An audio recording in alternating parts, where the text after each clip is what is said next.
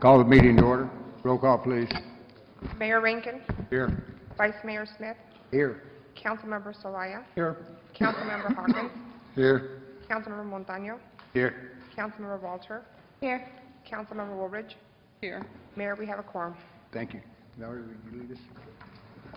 I have the invocation and then followed by the Pledge of Allegiance. Father, we thank you for your mercy and for your grace. We thank you that you allowed us to come together this evening. And Father, we ask that you give us wisdom, Heavenly Father. Teach us, Lord, what to say, how to say it, and when to say it. Help us to make decisions that will be beneficial to all people. And we ask for protection for our town and our citizens. We thank you for all things. In Jesus' name, amen.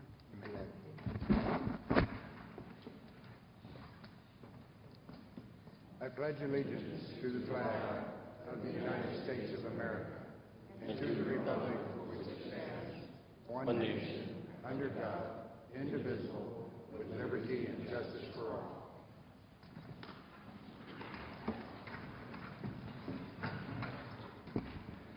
This is called the public for public comment on issues within the jurisdiction of the town council.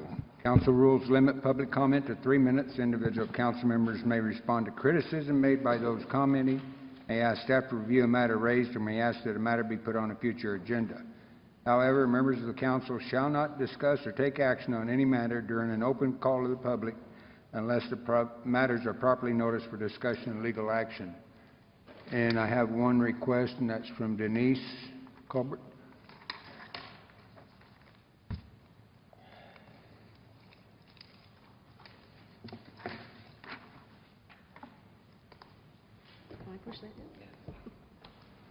Denise Colbert, Florence.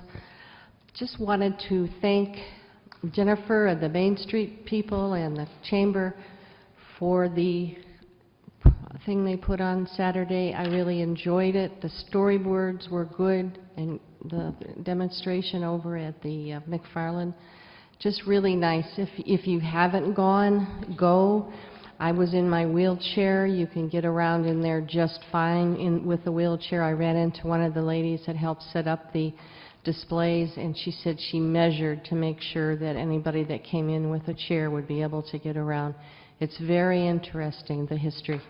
Thank you. Thank you. Any other member of the audience have anything they'd like public comment? Seeing no movement, I'll close call to the public. Item 6, presentations and public hearing. Item A, public hearing on ordinance number 603-13, an ordinance of the town of Florence, Pinal County, Arizona, approving a zone change on the Old West Bail Bonds / Amazing RC Hobbies property located at 375 East Butte Avenue, Florence, Arizona, aka APN 202-03-001, PNZ-15-13-ZC. Mark Eckhoff will be giving the presentation. Mark. Good evening, Mayor and Council. This is a very straightforward zone change request in front of you tonight. It's to change the zoning on a piece of property located at the southwest corner of Butte and Park from a neighborhood office zoning district category to the neighborhood business category, so the NO to the B1 zoning district. The business, as you all know, is the bail bonds business and the hobby shop business that they've been operating there for a while, and they've operated fine under the NO category, but the B1 zoning district is actually more appropriate with their kind of change into the retail side with the hobby shop. It is consistent with the general plan. Planning and Zoning Commission have sent you a favorable recommendation. We've had no comments from the public on this particular case, and we wholeheartedly support the zone change. Tonight is just a public hearing. Action will take place at the next meeting. I'll be happy to address questions. Thank you. Any member of the council have any questions for Mark? Hearing none, at this time I'll open the public hearing. Public hearing is open. Does anybody have anything to say? Ron, you have anything you want to say? Approve it. What? Approve it. You didn't come to the mic because we didn't hear it. Oh. Approve it? I know it. Okay. I said, how about we approve it? Well, we got another couple minutes, another meeting or Seeing no movement, I'll close public hearing.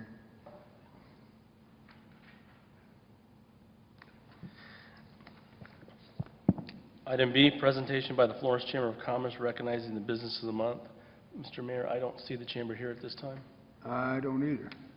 so Okay, so we'll skip that. okay. Item 6C, presentation on citizen survey questionnaire. Jessica Knudsen, our Assistant Town Manager, will be presenting that.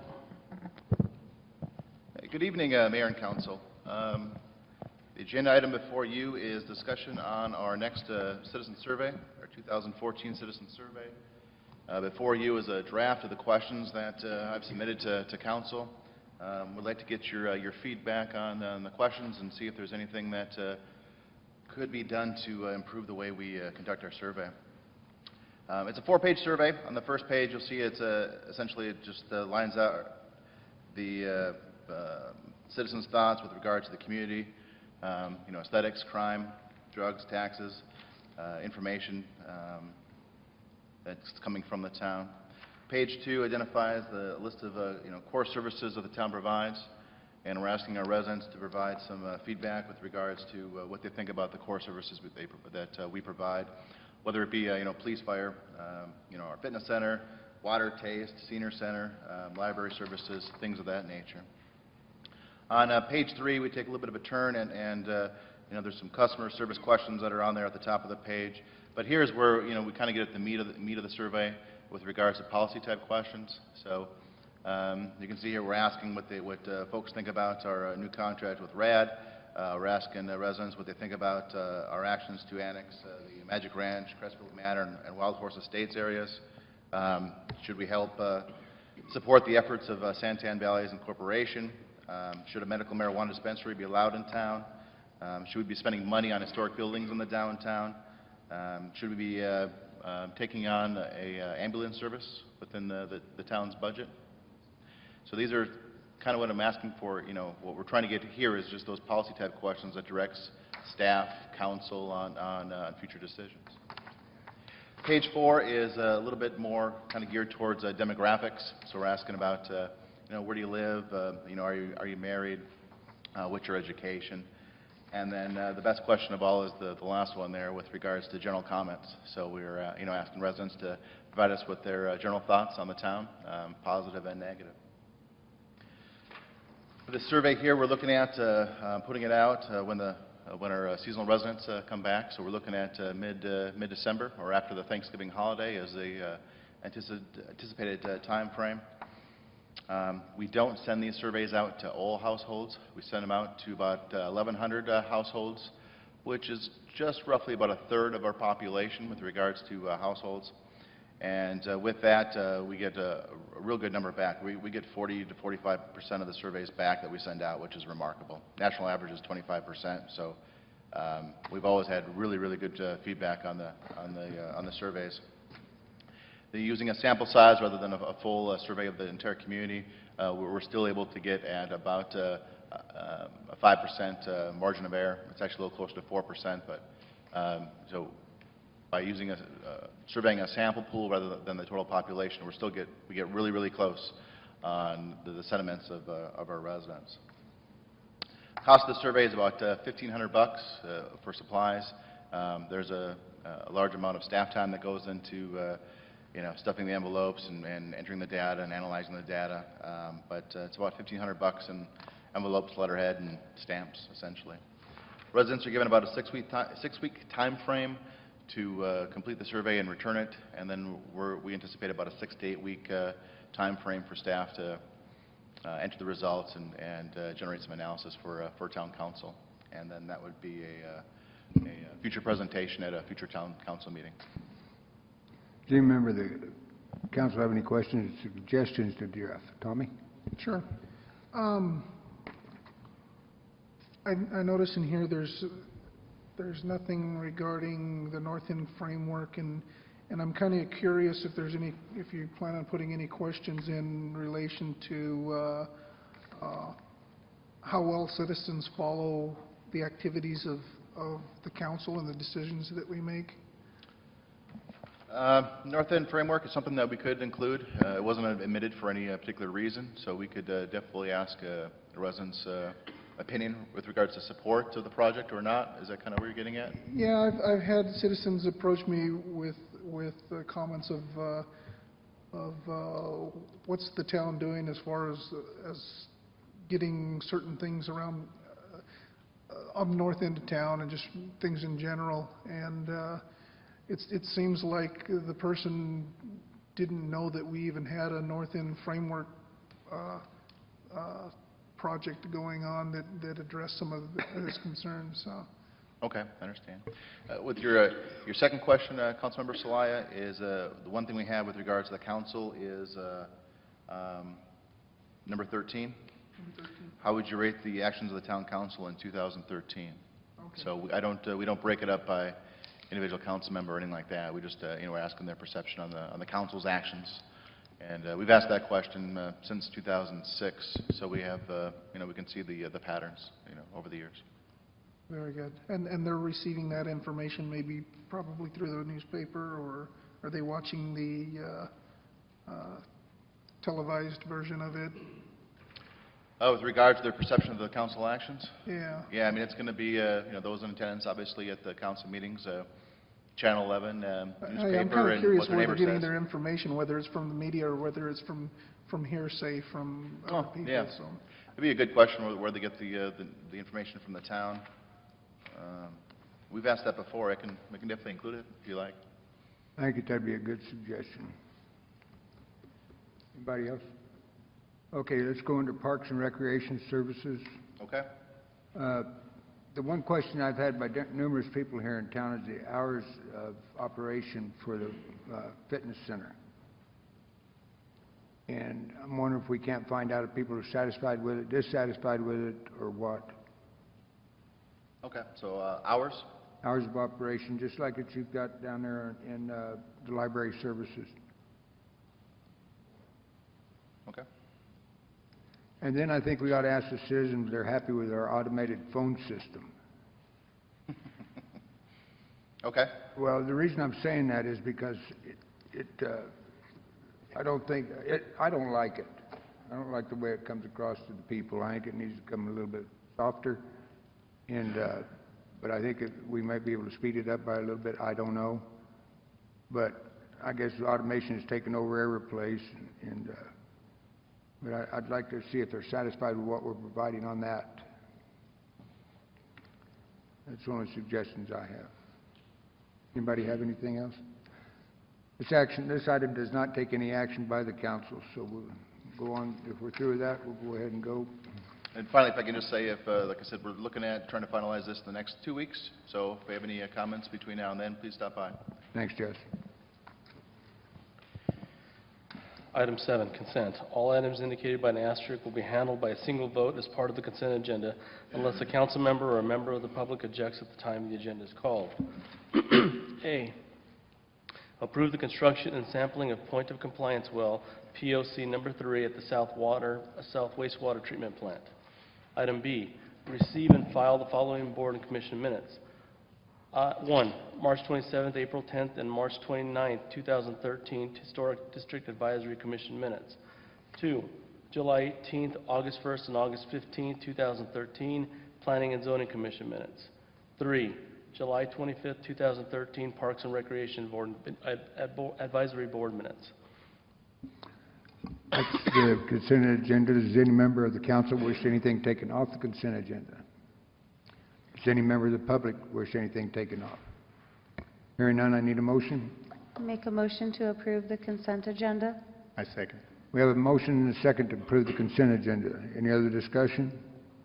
Hearing none, I'll call for the question. All in favor signify by saying aye. Aye. All opposed, same sign. Motion carries. Item 8, new business. A, ordinance number 604-13, first reading of an ordinance of the Town of Florence, Pinal County, Arizona, amending Title 5, Chapter 52, Solid Waste. James Monano, the Town Attorney, and Jess Knutson, the Assistant Town Manager, will be presenting. Thank you, Mayor and members of the council. Tonight we're presenting you for your consideration with a new Chapter 52, which is our sanitation ordinance in the town code. At the time that the town decided to enter into privatization of sanitation service, we also began looking at the town code to see how we could improve it and draft it in a way that would allow the town to be able to deal with some of the problems that you encounter with sanitation service and with solid waste. So we went ahead and did that, and we're presenting it tonight for your consideration. It's just a first reading tonight. No action will be needed tonight. We gave it to you with the changes underlined or stricken out so that you could see the changes more easily. One of the problems in the town code as it previously existed, or as it currently exists, is that it's difficult to ascertain whether or not it is a mandatory requirement to have sanitation service from the town. And in the course of changing over to a private sanitation firm, we received calls from people indicating that they didn't believe that there was anything in the code that required them to accept service from the town. They could choose to have an account or not. And so we identified that problem pretty quickly. Other changes were to try to eliminate the problem of having people depositing trash in alleys for pickup, because we're no longer providing that type of pickup service. And a variety of issues that we felt needed to be addressed. So we went ahead and changed the code in certain ways, and wanted to present it to you tonight and hear your comments. Any member of the council have anything? Bill? On the services there, you said we don't provide those kind of services on the bulk trash, but don't we still do that once a month? Right, we didn't eliminate bulk trash service, but we changed the way in which the service is going to be delivered. And now, in other words, now with the RAD organization, we provide we provide curbside bulk trash pickup once per month. But we changed the rules about when you could place the bulk trash out for collection, because what we found was in the past people were placing the bulk trash out a long time before the pickup was going to take place, and so it creates kind of an unsightly problem with litter and trash and so forth. So now you're limited to placing it out there. I believe it's 48 hours prior to the day of collection. And also, it's required for the resident to call, basically. So in other words, they would place the stuff out for collection, let's say a couple of days before the scheduled date, and then call in, let RAD know that they desire to have a bulk trash pickup at their property, and then on the day that's scheduled, which is once per month, then RAD will come by, pick up all the bulk trash for them. So we did this to try and get away from the problem of having large amounts of bulk trash sitting around town for longer periods of time waiting for pickup. That was just how we used to do it in the past. It was, I'd say, more or less of an accommodation to people, but it's not something that we can really do anymore, so that's why we changed the code. On commercial containers, I know we've got it in the code that it's like from $250 to $2,500 fine, and I think there's some jail time involved if it goes that far. But for people that come in and put their garbage in other people's containers, now that the commercial businesses are choosing who they want to haul theirs, do they still fall under that rule, even though? The rule is basically designed to protect anybody that has that type of a container from the problem of people coming along and utilizing their container for their own purposes, whatever that may be. So you know, whether or not the person gets the commercial service from RAD or from some other company of their choosing, the idea is, for example, let's say a merchant has a commercial container in back of his store and he catches somebody throwing a large amount of their personal garbage into it, then they would be able to report that, and possibly somebody could be charged, you know, with a misdemeanor for doing that sort of thing. So it's basically there to really to protect everybody that has to pay for this kind of service because they own a business, without, you know, letting everybody that feels like it walk up to their container and put whatever they want in it without any repercussions. Okay, thank you. I quickly tried to run through here to find out where you had inserted the new definitions for institutional.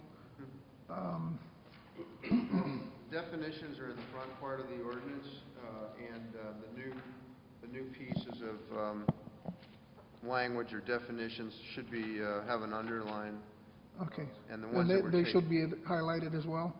The new language should be underlined, and the pieces that are coming out will have a line through them, so you can, that's how you can differentiate what is being taken out as opposed to being put in. And they're highlighted? Yes. Okay. And this would affect potentially the schools, the county, the prisons? Well, we currently, we defined an institutional service unit as any school, educational facility, government building, whether it belongs to the town, the county, the state, or the United States. We also included jails, prisons, whether public or private, religious institutions, publicly owned medical facilities such as hospitals, and the facilities of any nonprofit organization. So we put all those in the institutional service unit definition.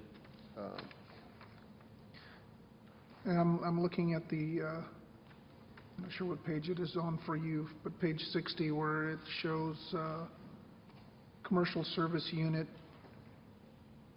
Maybe I'm looking In in the the wrong the spot. prior code, basically what we had was residential, and the definition of a commercial service unit was anything that's not residential. So basically you had residential, and everything else other than residential was looked at as a commercial service unit. So the idea was to create three separate categories where you have the residential definition, you have institutional, and then anything that's not residential or institutional is considered commercial, and those people can obtain commercial service from whoever they see fit under Arizona state law.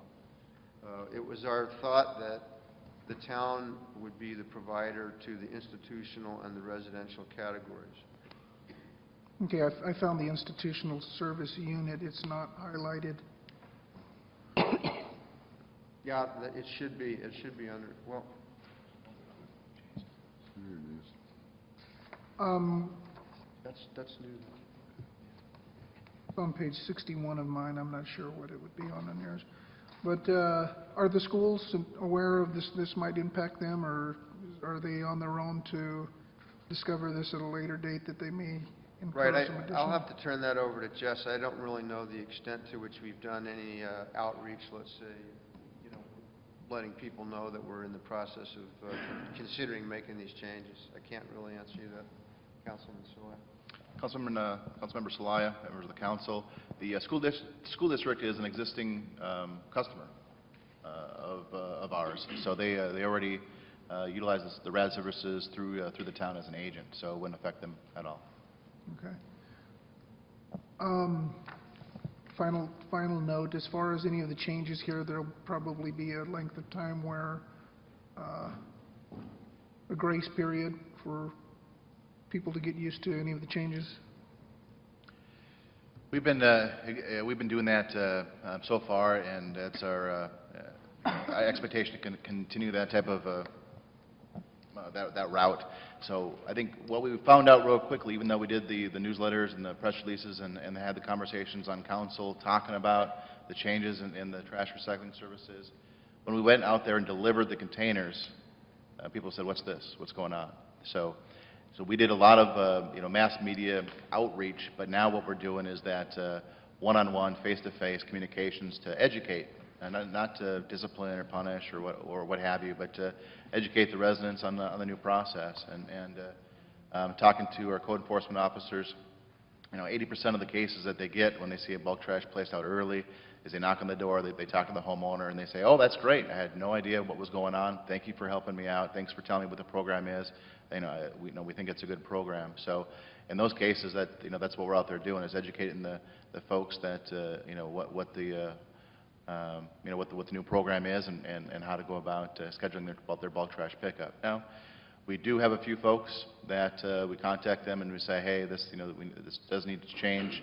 We are giving them ample time to rectify the situation or correct it, and we haven't had, I don't think we've had a ticket for quite some time, but after a certain grace period, we'll have to approach those particular cases a little differently than the educational piece.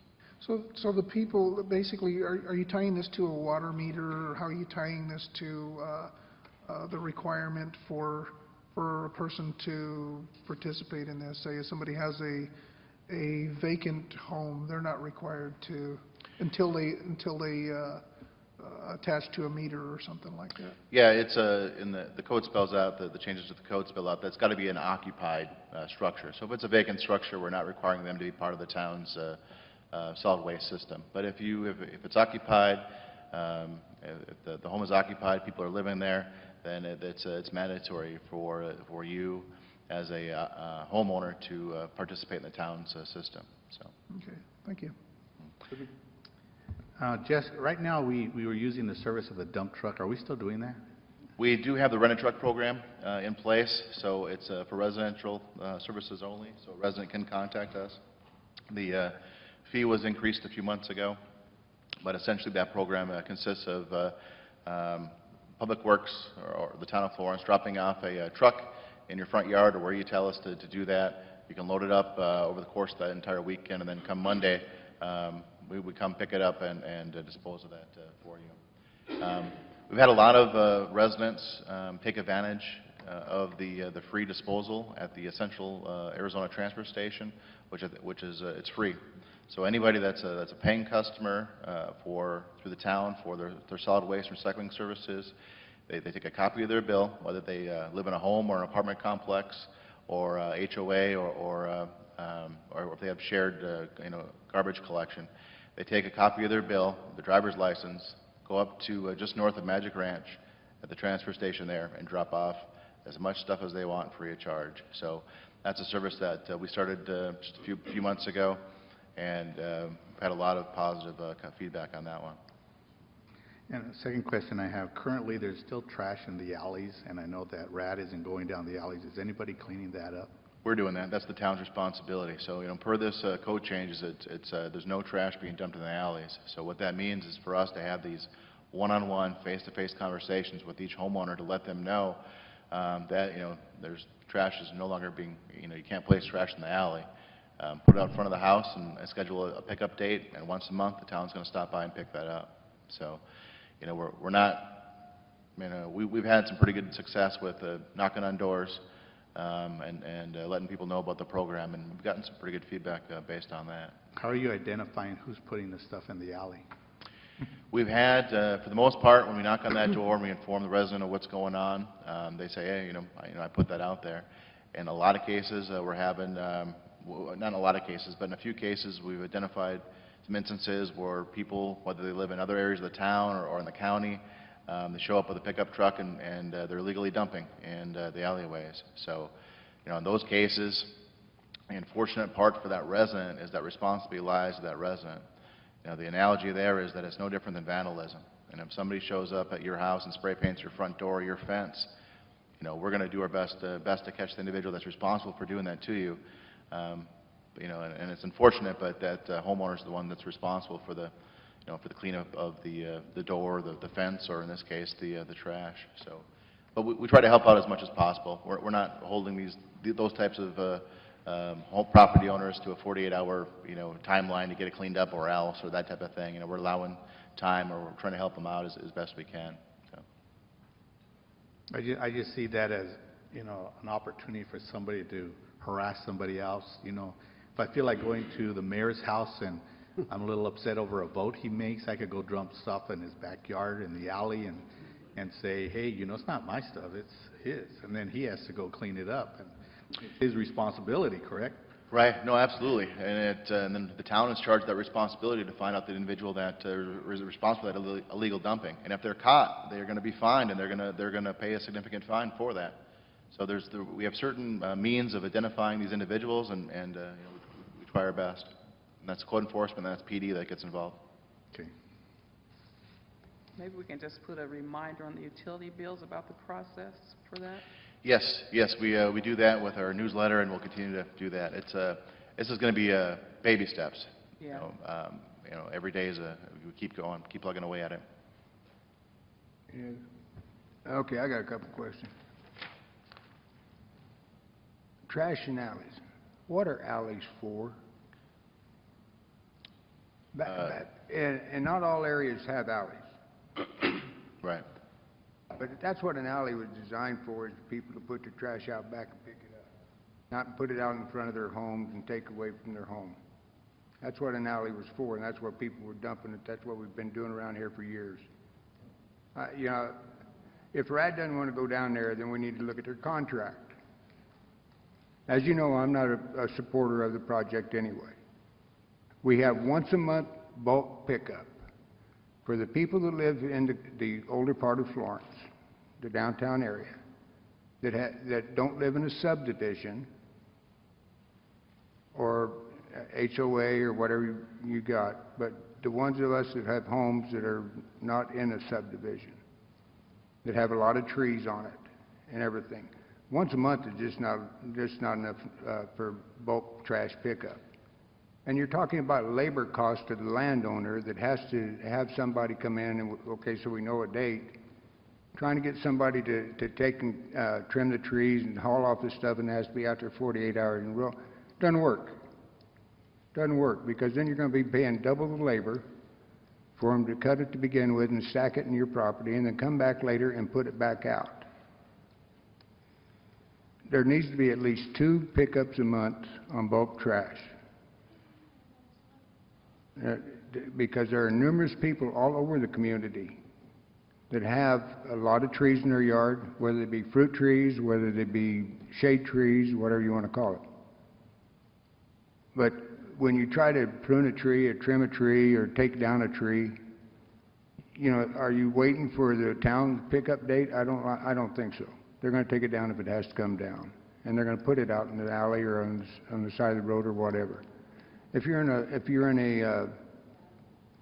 a subdivision where there are no alleys or whatever, what are you going to do with that?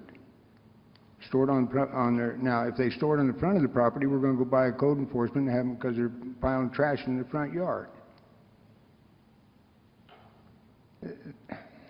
I have a lot of problems with us going privatization. You know it as well as I do.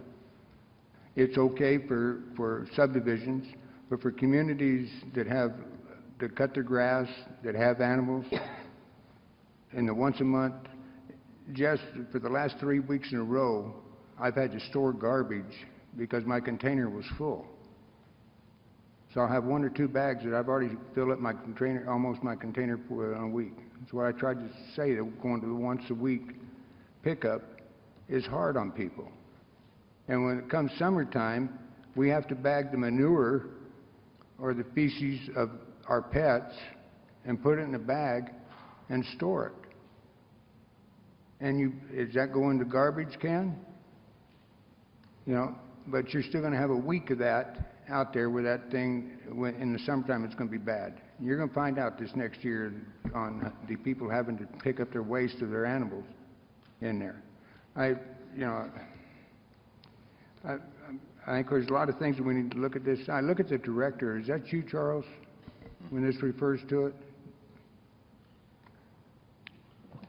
The actual RAD contract sanitation falls underneath Public Works, but yes, it would come to me directly if there's issues that I would have to resolve it. But down here, down in the old part, and Bill, you see what I'm talking about. You've seen what we've done over in my yard. And I mean, it's a mess. And we're cleaning our yard up, and we're trimming trees, we're cutting trees down, we're piling down the road. Other people have come along and piled their stuff in there too. I was going to say, that's not all yours. I saw other people there dumping. Exactly. So, Yeah, but once a month on bulk pickup is not going to cut it.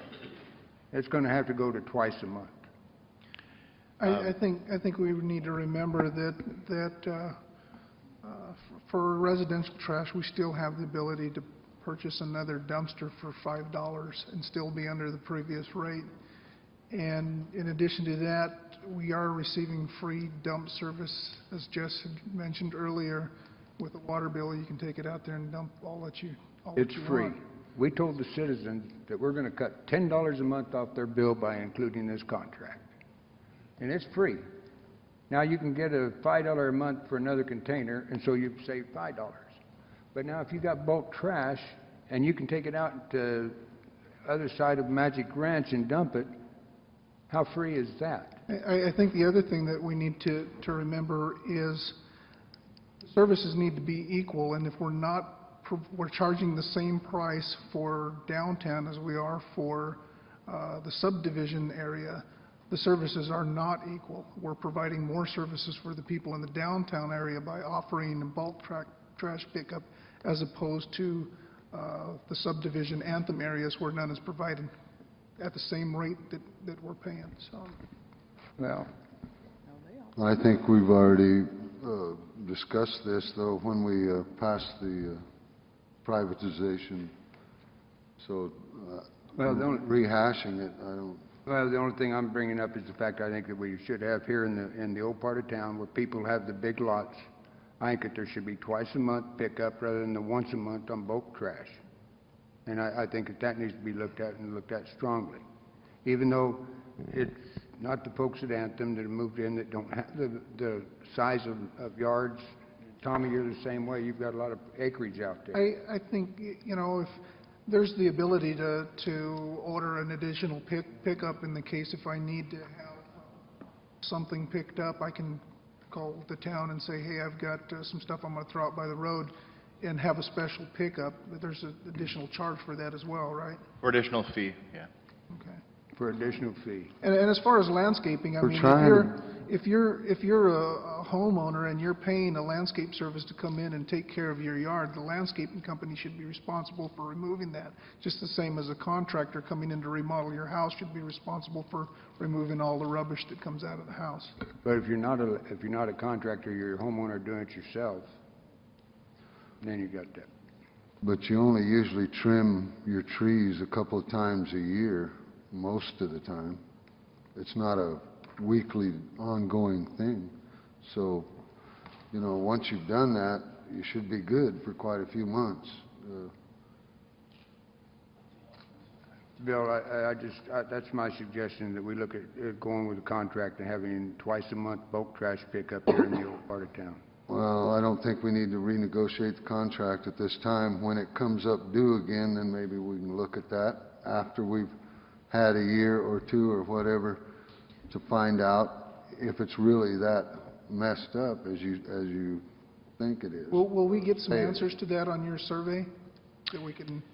Yeah, we got to, there's 2 specific spots on that survey where folks can respond to their perception of trash services in general, and then we specifically asked them what they think about the new RAD services. So. Well, I'm concerned with the bulk trash pickup. If that's an issue, maybe we need to look at it, and if that's something we can identify through your survey, then that'd be a good place to get some feedback. We can certainly do that. Just to keep in mind that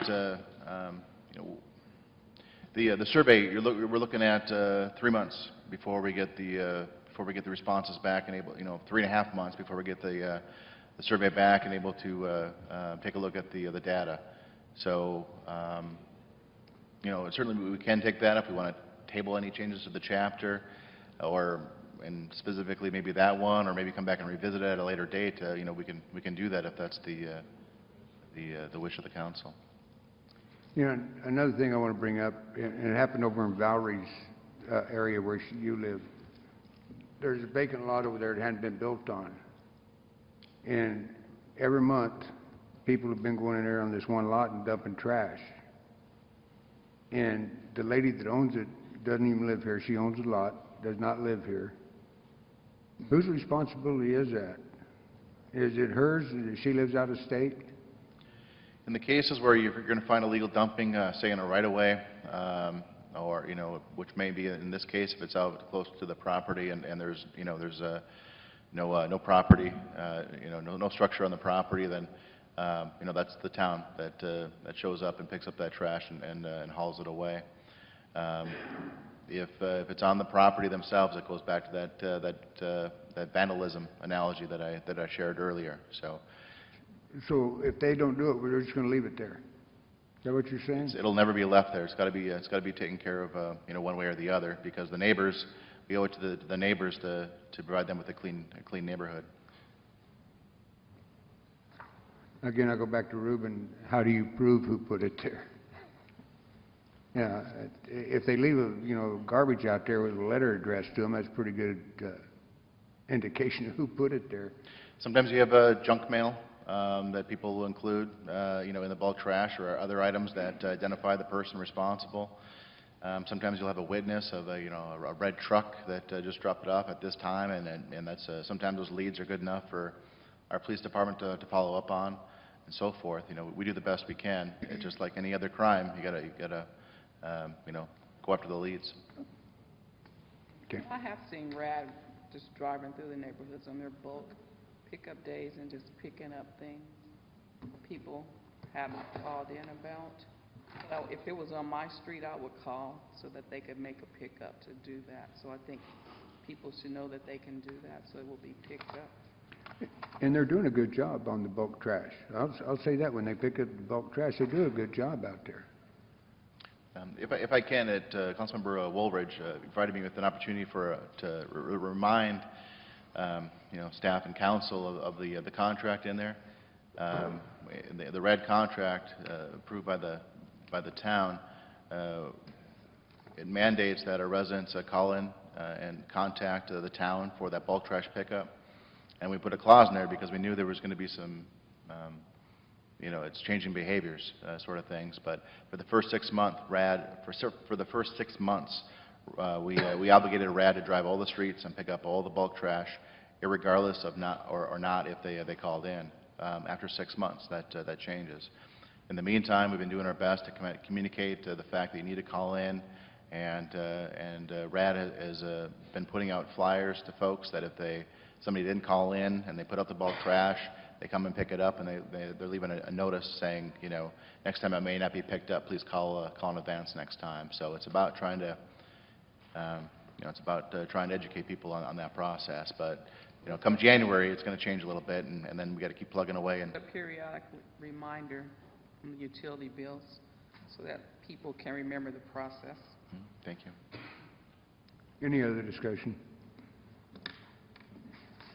That's all it was. Okay. Item 8. Yeah. Item 8B, discussion, approval, disapproval to commit matching funds to be used towards the restoration of the Kuhn building with a commitment to not utilize the restored building for governmental offices. Mark Eckhoff will be making this presentation. Mayor, Council, briefly, last month you accepted the donation of the Kuhn building, and I know that I've heard about 3 or 4 pronunciations of that, so I apologize if I'm doing one of the wrong ones.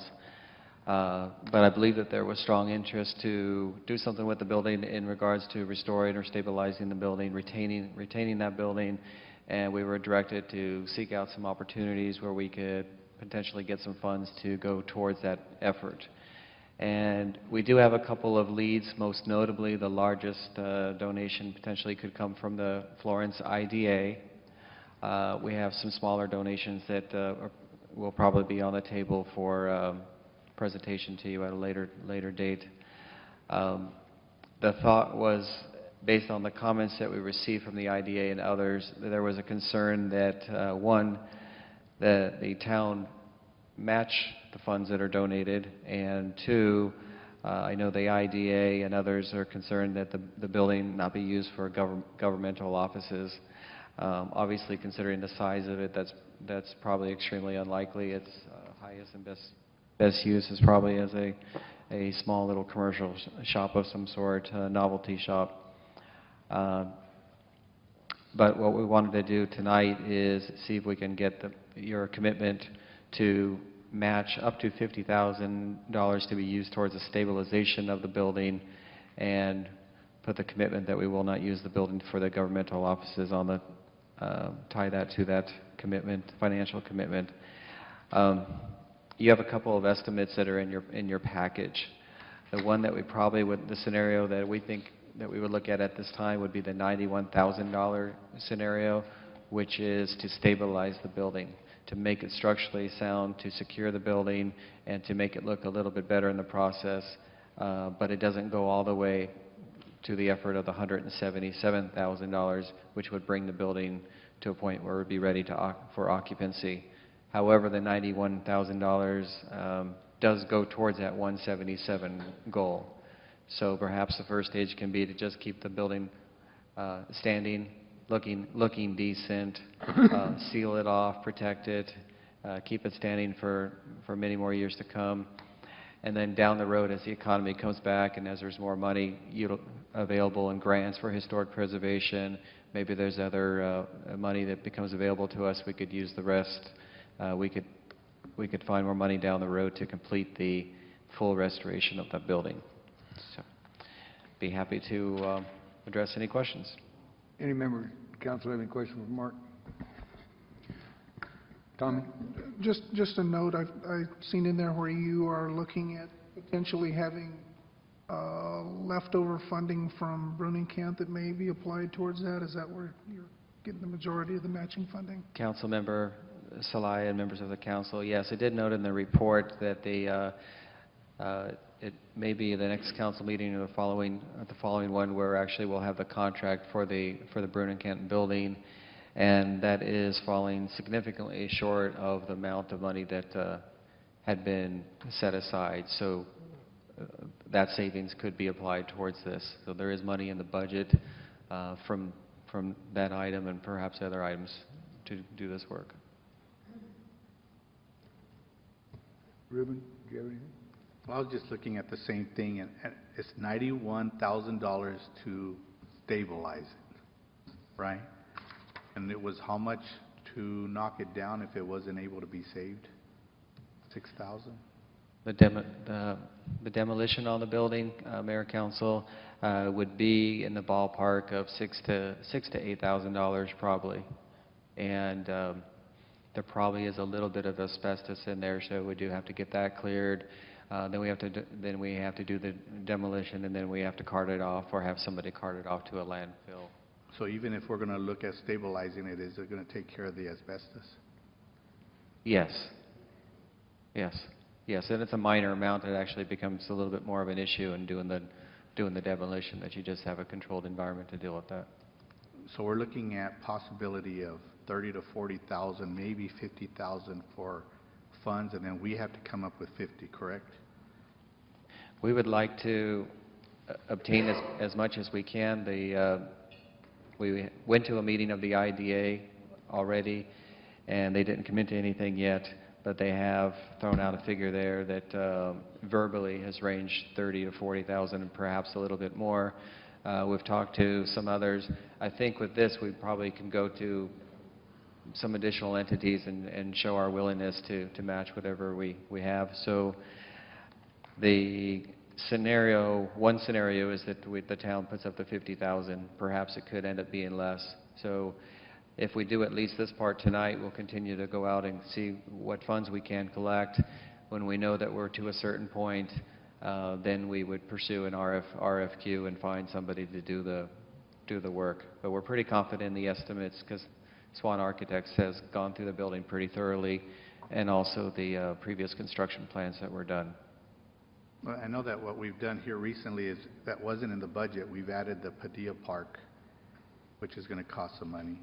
And now we're going to add the QM building, which is going to add additional funds. What other projects do we have that weren't placed on the budget for this year that we're going to have to cover? On the Padilla Park in particular, that was funds that were transferred from other park improvement projects. So there was money allotted for park projects, and it was moved into Padilla Park. This particular project, the 50,000 plus or minus, would be utilized from the $100,000 plus or minus savings that the town experiences on the Brunenkamp building. So there are definitely funds that can be moved around, and we're not spending more money than has been allotted in the current budget. That's all I got. Terry, you have anything? Bill?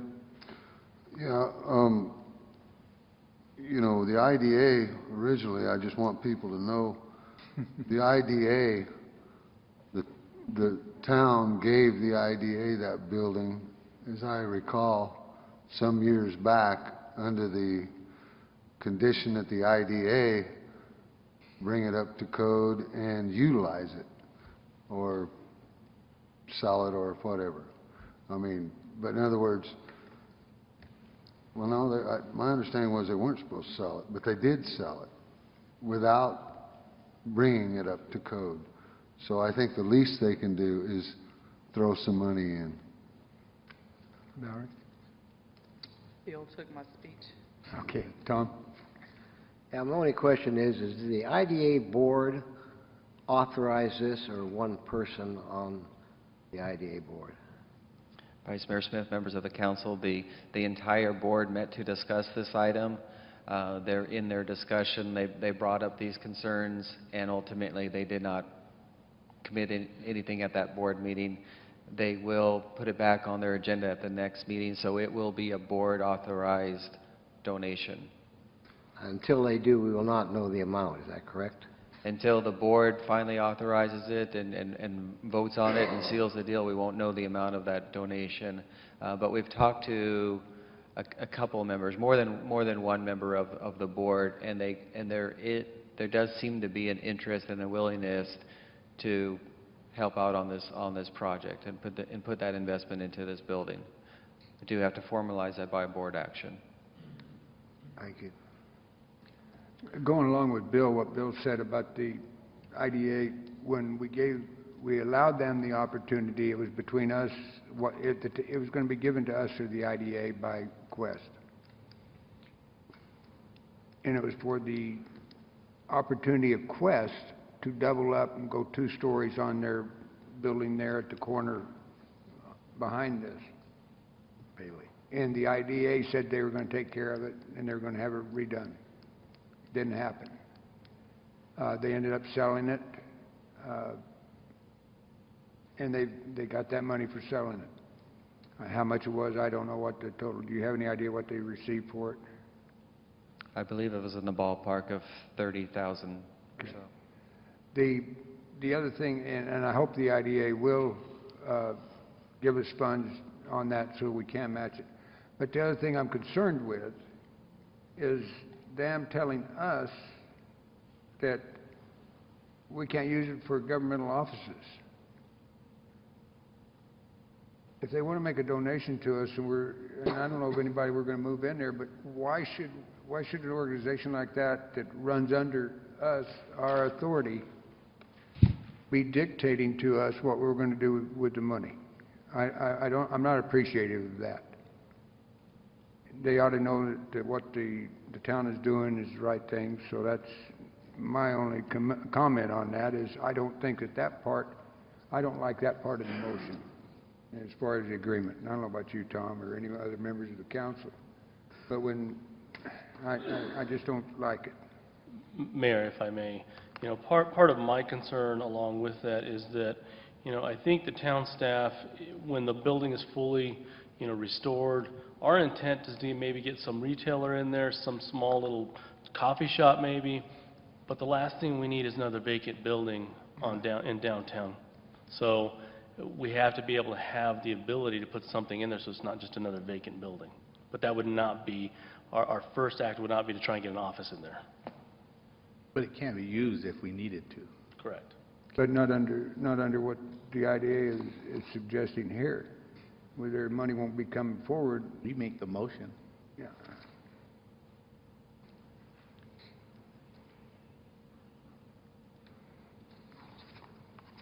Okay, any other discussion? Okay, I need a motion. I make a motion to commit up to $50,000 in matching funds to use towards the stabilization of the QN building. Second. Okay, we have a motion and a second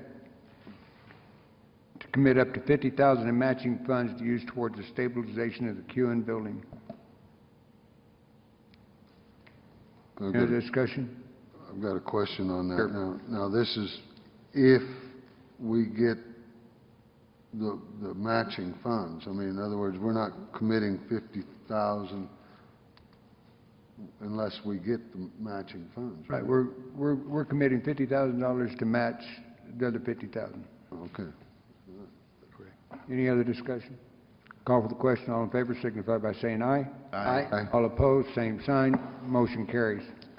Item 9, manager's report. There is no report tonight, Mayor.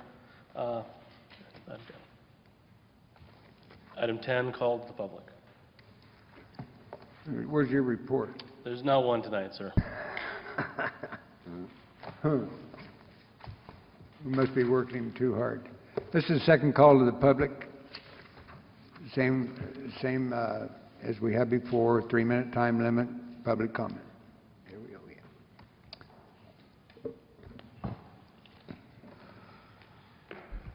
Denise Collert, Florence. Going back to the rubbish, Tom, when the town was picking up the rubbish, we only had once a month bulk pickup then. There's no difference now compared to then, other than you gotta make a phone call. And they work very well. I made a phone call, said we have something picked up. They didn't even want to know what it was. Just said, okay, they'd pick it up, and they did. But we only had it once a month before, when you guys were running it. Thank you. You're welcome. Any other public? Ron? Ron Escott, Florence. You know, in regards to the trash we were mentioning earlier about the bulk pickup, you know, it's always been my opinion since we first moved here in 2006 that having trash in the back alleys just really looks horrible. I can remember when we first drove through this town, though I love you guys all now, but my opinion wasn't very high. And I think that's what other people think when they come through. When people want to move here or buy a house, you know, they're driving down the street and they're, oh, look at that beautiful house. Then you go past this alley and there's mattresses and refrigerators and all kinds of, you know, other junk back there. I think it just really gives the town a bad appearance, prima facie, of course. But I also think that when you buy a piece of property, you take responsibility for that. And I don't care if it's cutting the trees, mowing the grass, wiping graffiti off the wall. That's your property, and that should be your responsibility. That's all I got. Thank you. Chris?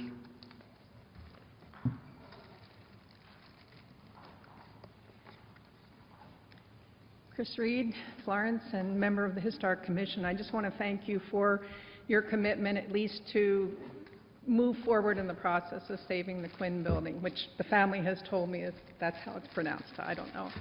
I have my doubts about the whole process with the IDA. I have concerns about past history with them, but I want to thank you personally for stepping forward. When you look at that building, it looks so pitiful, but think back to what the Clark House looked like when it was at its worst, and it's a jewel of the town, and so maybe this could be one too. Thank you. Thank you. Call to the council. Tommy? Ruben? Just to point out that I noticed this morning they're starting to stock the shelves at the new Shell station. So the grand opening will be very soon, and we'll have another convenience store here in Florence. So. And car wash. Tara?